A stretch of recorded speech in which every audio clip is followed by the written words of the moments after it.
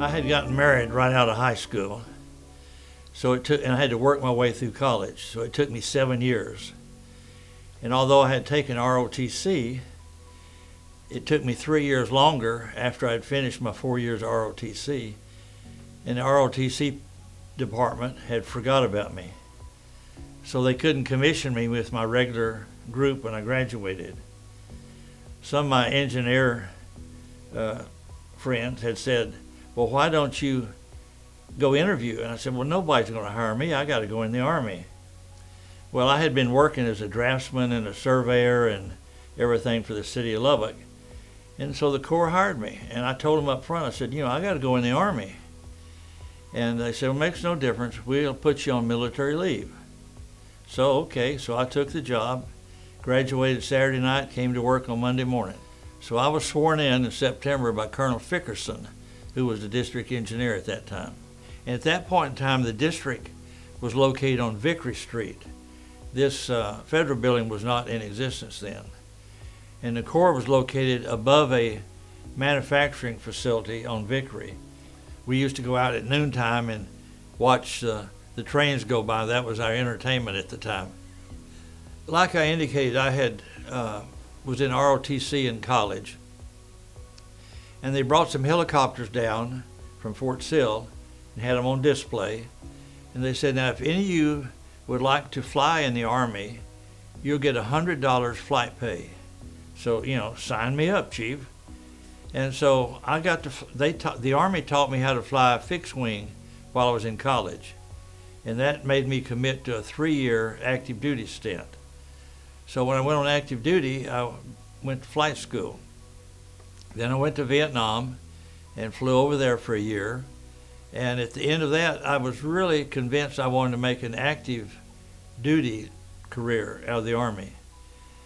But they said I was an engineer officer, so the only place I could go was where the engineer branch wanted me to go, which was either Iran, which I didn't know where it was back in the 60s, or Panama, and map the Amazon jungle from the air. Well, I had been shot down in Vietnam, and somebody came and got me. There's nobody going to come and get me in the Amazon jungle except some crocodiles, so I said, I don't like that either. They said, you'll have to get out. So I went to Fort Walters, and I met a civilian, and he said, I'm the commander of a reserve unit in Fort Worth. If you would like to continue your military career and fly, I'll let you join my unit. So I did. And so I was there for some period of time. Well, I was selected to be the commander of the unit. It had 33 Hueys and 300 and something personnel. So I had a dual role career in the military as well as civilian life. Periodically, someone in the district would need some aviation support, and so long as it was official business, I could carry civilians on the Army helicopter. And so every time there was a major flood, somebody in hydraulics would want to go out and look at the floodways and see how they were doing and things of that nature. And one of the things that was quite interesting back in the 70s, the district was doing the preliminary design to make the Trinity River navigable all the way up to just west of Loop 820. And so I was able to fly the district photographer low level along the Trinity River all the way to Galveston Bay. And then associated with that, the 3-star general chief of engineering came down and wanted a briefing on our project. But I flew him along the axis of the dam and some other areas that he wanted to look at.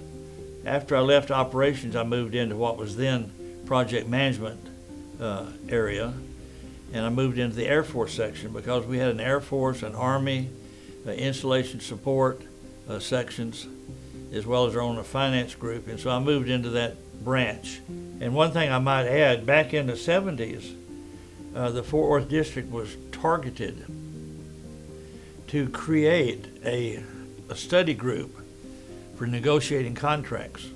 So we wrote the textbook, we did all the practical exercises, and developed a 1 week course on negotiating contracts. So you got all the regulations you needed and all of that. That since has been passed on to contracting division, but back then it was done in military branch. And I taught the course all the way from Seoul, Korea to Munich, Germany, in every district in the United States that had military design work. And even after I retired in '95, the Corps brought me back on under contract to continue teaching the course for a couple of years.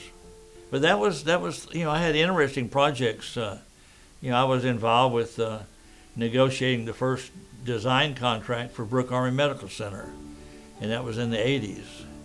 At that point in time, we had a medical section because we had so many hospitals being designed or rehabbed. I mean, I had such interesting projects over the years. I was just proud to be able to be a small part of that big wheel. I still bleed Corps red.